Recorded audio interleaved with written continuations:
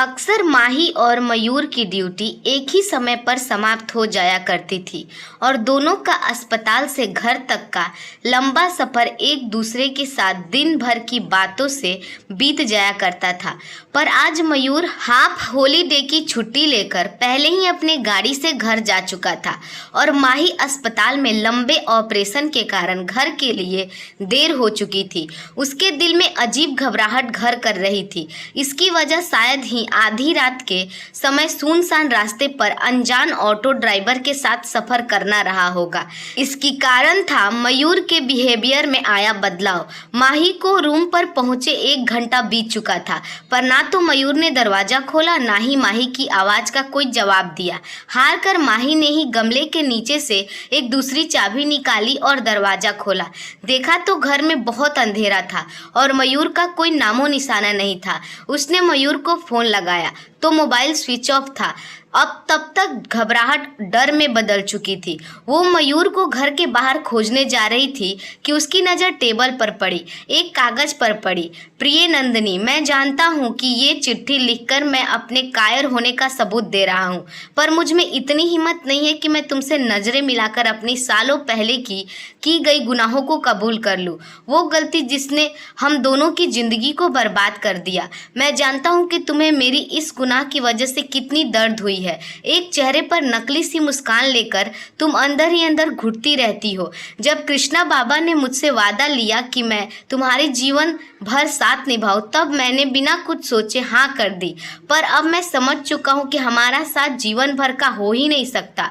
ना जाने कितने महीनों से तुम मुझसे नजरें मिलाने से कतराने लगी हो। बात करते करते एकदम से खामोश हो जाती हो। कभी कभी तो मुझे नजरअंदाज ही कर देती हो। शायद तुम्हें डर है कि तुम्हें जीवन भर अपनी नजरों के सामने मेरा चेहरा देखना होगा, जिससे तुम्हें बहुत नफरत है। तुम्हारे वजूद के आसपास मेरा साया होगा, जिसे तुम इतने सालों से न चाहते हुए भी झेल रही हो।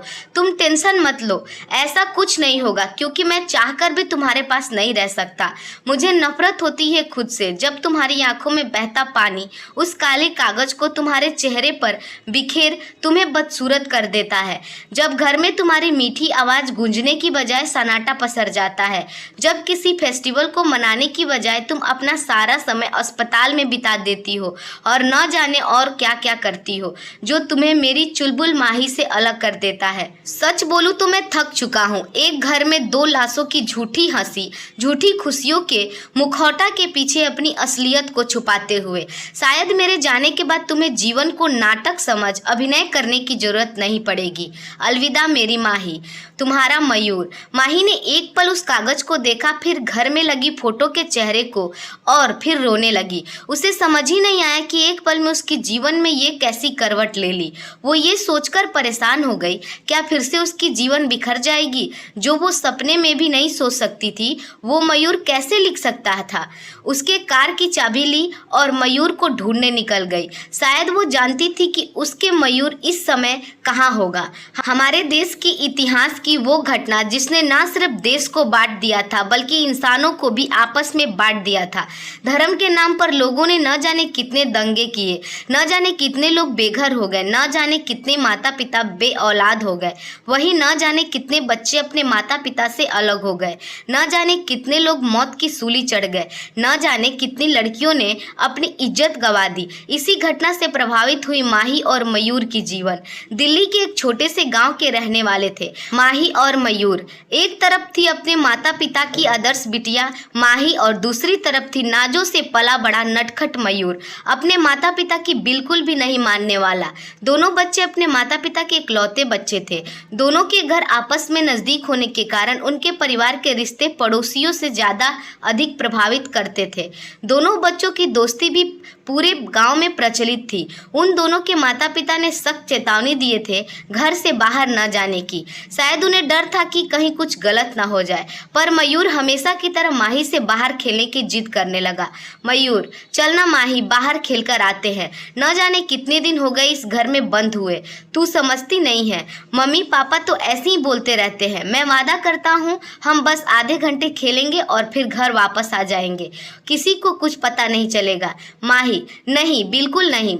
मयूर, मम्मी पापा जो बोलते हैं हमारी भलाई के लिए बोलते हैं, मैं नहीं जाऊंगी। मयूर, ठीक है, तेरी मेरी कट्टी, तू घर में कैद रह, मैं तो चला बाहर खेलने के लिए। माही, मयूर क्यों जिद कर रहा है? अच्छा ठीक है, पर सिर्फ आधे घंटे के लिए, और मम्मी पापा को भी पता नहीं चलना चाहिए। दोनों अपने घर से बाहर निकल आए और अपना फेवरेट खेल खेलने लगे, छुपन छुपाई। मयूर गिनती करने लगा और माही छुपने की कोशिश।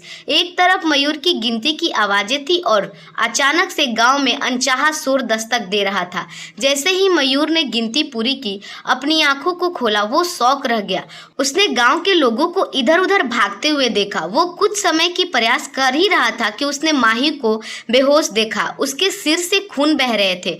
उसे समझ ही नहीं आ रहा था कि वो क्या करे। माही अपनी जान सी प्यारी दोस्त को कैसे बचाए।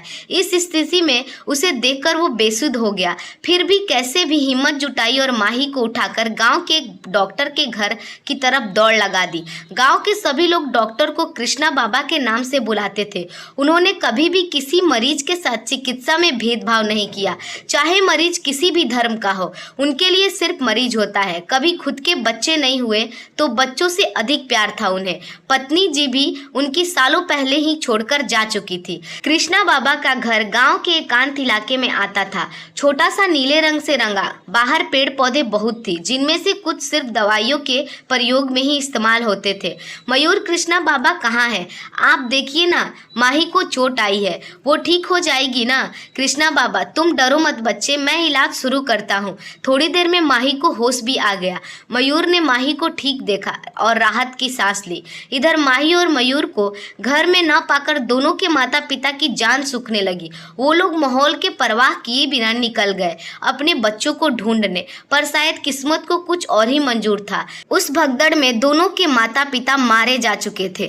थोड़ी देर बाद मयूर और माही को कहीं से खबर मिली कि उनके माता पिता उन्हें गांव में खोजते खोजते इंसान बने हैवानों के शिकार हो गए। मौत ने उन्हें गले लगा लिया। दोनों बच्चों को समझ आ चुका था कि 2 पल की आज़ादी ने उन्हें जीवन भर की आंसुओं में कैद कर दिया था। वो दोनों कृष्णा बाबा के गले लगकर फूट फूट कर रोने लगे और कृष्णा बाबा उन्हें संभालने लगे। कृष्णा बाबा को कुछ समझ ही नहीं आया कि वो करे तो क्या करे, इन बच्चों को किसके हवाले करे। आखिर उन्होंने अगली सुबह को अंतिम निर्णय लिया, उन बच्चों को गोद लेने का, और किसी दूसरे गांव में जाकर बस गए। हाँ, शुरुआत में मयूर और माही को सब कुछ अजीब लगा। माता पिता की कमी खलने लगी, पर कृष्णा बाबा की प्यार की ताकत ने दोनों को सब कुछ भुला दिया। हाँ, यादें अभी भी दिल और दिमाग में डेरा डाले हुई थी, पर जीवन भी आगे बढ़ने का नाम है। छोटी सी उम्र में माही खाना बनाना सीखने लगी। वही मयूर कृष्णा बाबा की हर तरीके से हेल्प करता। दोनों खूब मन लगाकर पढ़ने लगे। कृष्णा बाबा ने उनको खूब सारा प्यार दिया, कभी किसी चीज की कमी नहीं होने दी। साल बीतते गए और माही और मयूर बड़े होते गए। कद के साथ साथ समझदारी भी बढ़ने लगी। वही कृष्णा बाबा भी बूढ़े होने लगे। दोनों ने कृष्णा बाबा की तरह डॉक्टर बनने के लिए मेडिकल एंट्रेंस एग्जाम दिया और पास भी हो गए। जब कुछ साल बाद दोनों को शहर के एक मशहूर हॉस्पिटल में नौकरी लगी, गांव से खबर आई कि कृष्णा बाबा को अचानक हार्ट अटैक आया और उनकी मौत हो गई है। वो एक दिन था जब दोनों अनाथ बच्चों को कृष्णा बाबा ने अपनाया था, और एक ये दिन था जब कृष्णा बाबा भी उन्हें छोड़कर जा चुके थे। शायद दोनों फिर अनाथ हो चुके थे। उस रात फिर दोनों ने एक दूसरे को गले लगाकर फुट फुट कर रोए। दोनों ने गांव को अलविदा कहा और शहर में किराए पर फ्लैट में रहने लगे। कहने को दोनों डॉक्टर थे, अच्छी खासी सैलरी भी थी। पैसे की वजह से सभी लोग सम्मान भी करते थे। कमी थी तो बस कीमती चीजों की, वो थी खुशी। कोई नहीं था जो उनसे पूछता कि बेटा खाना खाया, बेटी लाओ बालों में तेल लगा दो, अरे बेटा बर्थडे पर क्या खास करने का प्लान है, कहीं घूमने चले बिटिया रानी। कोई नहीं था उनकी परवाह करने वाला, घर देर से आने पर उन्हें डांटने वाला, उन्हें प्यार देने वाला। इतने साल दोनों कृष्णा बाबा के साथ रहते रहते अपनी परिस्थितियों से समझौता कर चुके थे, पर अब कृष्णा बाबा के जाने के बाद ये कमी और भी खलती थी। कृष्णा बाबा के जाने के बाद जब दोनों शहर में आए तो माही ने खुद को संभालने की लाखों प्रयास की पर सफल ना हो सकी। रात भर बालकनी में तारों को ताकती रहती, इस भरोसे में कि कभी माता पिता उसे दिख जाए। वो रात भर भगवान से शिकायतें करती कि क्यों भगवान ने उसकी और मयूर की जिंदगी में कांटों से भर दी। मयूर से दूर रहने का प्रयास में वो घर पर कम, हॉस्पिटल में ज़्यादा वक्त बिताने लगी। उसे लगता जितना वो मयूर से दूर रहेगी मयूर को कम तकलीफ पहुंचेगी। वो अपना उदासी भरा चेहरा मयूर से छिपाकर रखने लगी। बातचीत भी कम होने लगी। साथ रहने के बावजूद मुलाकात सिर्फ अस्पताल जाते समय और लौटते समय होती।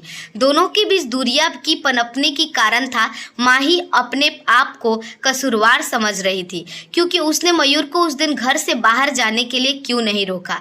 जब मयूर उसकी हर बात मानता था तो शायद ये भी बात मान जाता। अगर उसे उस दिन सिर पर चोट नहीं लगी होती तो शायद दोनों के माता पिता को अपनी जान गंवानी नहीं पड़ती। उधर मयूर को माही की कमी खलने लगी थी। वो अपने आप को किसी अपराधी जैसा महसूस कर रहा था कि जो तकलीफ भरी जिंदगी उन दोनों ने जी वो सिर्फ उसकी गलती की वजह से है, कि काश उसने बाहर जाने की जिद ही ना की होती तो ये सब ना होता। शायद माही की सोच बिल्कुल गलत थी, क्योंकि वो जितना मयूर को दर्द पहुंचाने के डर से खुद को उससे दूर कर रही थी उतना ही मयूर की गलतफहमी बढ़ती जा रही थी और अंत में उन दोनों के बीच का अनकहा प्यार इस गलतफहमी का शिकार हो ही गया। माही ने कार की रफ्तार बढ़ा दी। वो तो बस भगवान से विनती करते हुए जा रही थी कि भगवान उसे उसकी गलती की इतनी बड़ी सजा ना दे, बस मयूर से मुलाकात हो जाए। 2 घंटे बाद वो उस जगह पहुंची जहां उसे मयूर के होने का पूरा भरोसा था। उसने कार साइड में लगाई और भागी भागी अंदर गई। जब जब मयूर दुखी होता या उसे भगवान से शिकायत होती तो वो वही मंदिर में पहुंच जाता, पर आज देखा तो सीन अलग था। शायद आज मयूर को भगवान से कोई शिकायत नहीं थी। वो तो सुकून से नींद ले रहा था। वो अपने छोटे बैग को तकिए बनाकर साइड में बैग रखकर नींद के आगोश में जा चुका था, पर उसका शरीर कड़कती ठंड में सिकुड़ा जा रहा था।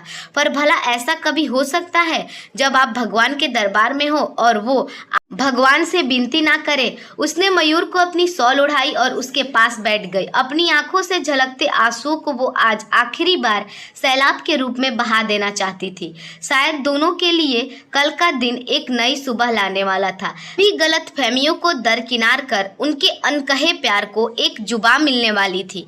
उसके बाद माही ने मयूर को उठाया और उसे अपने गले लगा लिया और दोनों ने सारी गलतियों को भूलकर एक दूसरे के अनकहे प्यार को एक प्यारा नाम दिया और अपनी जिंदगी में आगे बढ़ गए। दोस्तों, उम्मीद है आपको यह कहानी अच्छी लगी होगी। अगर हमारी कहानी आपको पसंद आई हो तो हमारे वीडियो को लाइक और चैनल को सब्सक्राइब जरूर कीजिएगा। धन्यवाद।